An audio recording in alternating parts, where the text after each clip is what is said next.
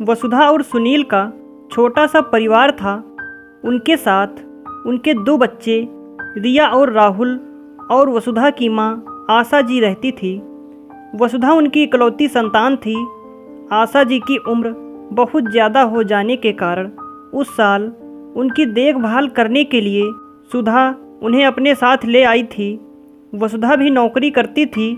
वसुधा और सुनील दोनों मिलकर आशा जी की देखभाल करते थे। सुबह के समय जब वसुधा घर के काम करती रहती थी तो सुनील आशा जी को सैर कराने ले जाते थे, उनकी दवाइयों का ध्यान रखते थे और नियमित डॉक्टर के पास ले जाते थे। एक दिन भी इस काम में नागा नहीं करते थे। हर साल सुनील अपने परिवार के साथ छुट्टियों में अपने गांव जाते थे।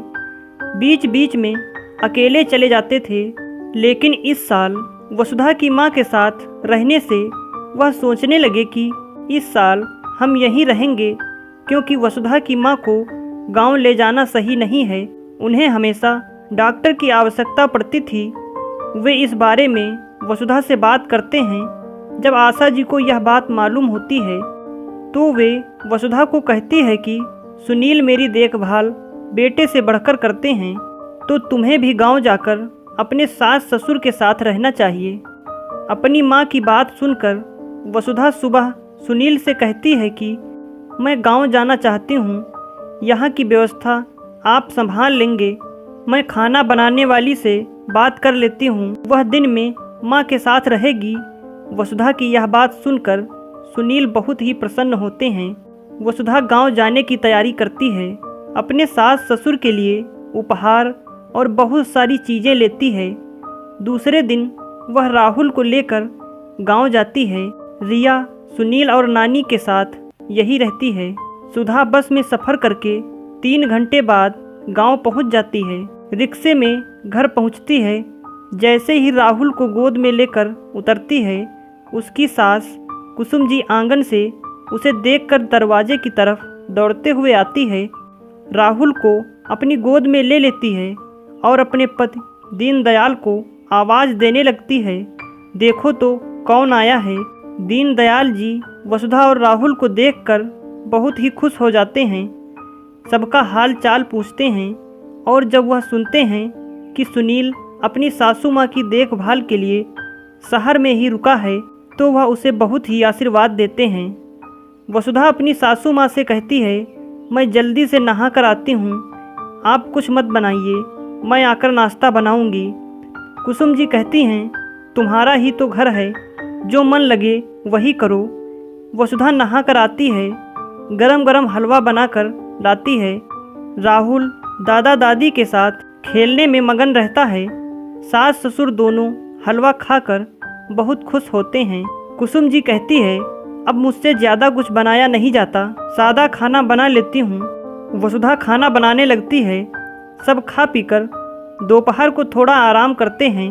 शाम को गांव के रिश्तेदार वसुधा से मिलने आने लगते हैं और कहते हैं कि बहुत अच्छा किया जो तुम यहाँ राहुल को लेकर आ गई, नहीं तो यह दोनों तो एकदम उदास हो जाते। जब से सुनील की चिट्ठी आई थी कि इस साल गर्मी की छुट्टियों में हम नहीं आ पाएंगे, दोनों कई दिनों तक उदास रहे थे। इसी तरह तुम लोग आते जाते रहा करो, इन्हें भी अच्छा लगेगा। तब सुधा को महसूस होता है कि जो यह कह रहे हैं वह एकदम सच है। फिर भी इन्होंने कभी भी गांव आने के लिए हमसे जिद नहीं की, हमेशा हमारी सुविधा का ध्यान रखा। रात को राहुल अपने दादा दादी के साथ कहानियाँ सुनते हुए आंगन में सो जाता है। सुबह होते ही वसुधा को दीनदयाल जी खेतों की सैर करवाने ले जाते हैं, जहाँ गर्मी की फसल गेहूँ, उड़द, मूंग आदि लगे हुए होते हैं। वे खेतों के बारे में वसुधा को सारी जानकारी देने लगते हैं। ठंडी ठंडी हवा चलती रहती है। वसुधा को यह वातावरण बहुत ही अच्छा लगता है। वापस आकर वसुधा घर के काम करने लगती है। बीच बीच में आकर दोनों से बात भी करती जाती है। उनकी पसंद पूछकर तरह तरह का भोजन बनाती है। इस प्रकार दिन बीतते रहते हैं। दीनदयाल जी और कुसुम जी बहुत ही खुश रहते हैं। एक दिन वसुधा राहुल और दीनदयाल जी को नाश्ता करने के लिए ढूंढती है तो कुसुम जी बताती हैं कि दोनों तो बगीचे में हैं।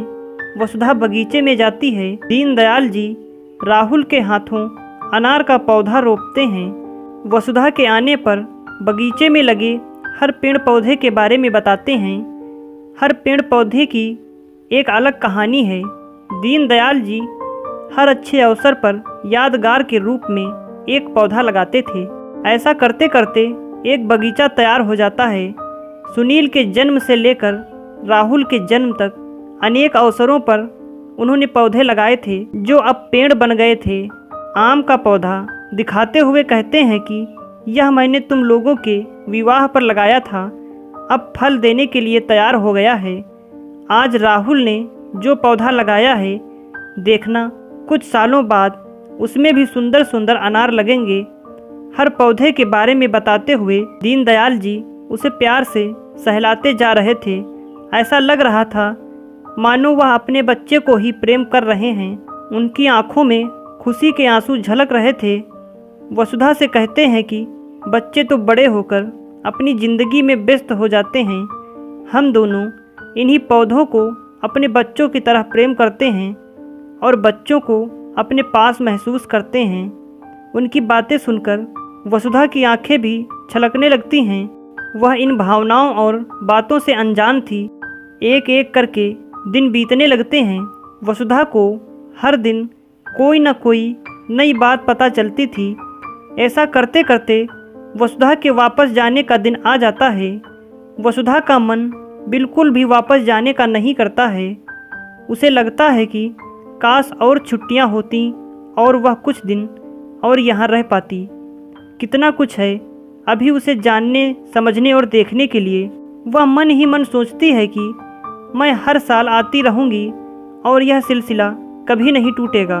कुसुम जी तो वसुधा के साथ ले जाने के लिए ढेरों सामान तैयार कर लेती हैं। नमकीन, मिठाई, फल, अचार और बहुत कुछ। सबको देखकर वसुधा भाव विभोर हो जाती है। विदाई के समय कुसुम जी वसुधा को बहुत सुंदर साड़ी और सुहाग का सामान देते हुए कहती हैं, ऐसे ही आते रहना, हमारे नन्हे और रिया को भी लेकर आना। हमें इस बार की छुट्टियां बहुत ही अच्छी लगी। गांव भर के लोग वसुधा और राहुल को विदा करने आते हैं। वसुधा सबसे विदाई लेती है और बस में बैठे बैठे कहती है, मैं आऊँगी ज़रूर, आऊँगी माँ, और हमेशा आती ही रहूँगी। उसे आशा जी की कई बातें याद आती हैं और वह अपनी माँ को सही बात समझाने के लिए मन ही मन धन्यवाद देती है। अगर आपको हमारी कहानी अच्छी लगी तो लाइक और शेयर ज़रूर करें और ऐसी ही कहानियाँ सुनने के लिए हमारे चैनल को सब्सक्राइब करना बिल्कुल ना भूलें।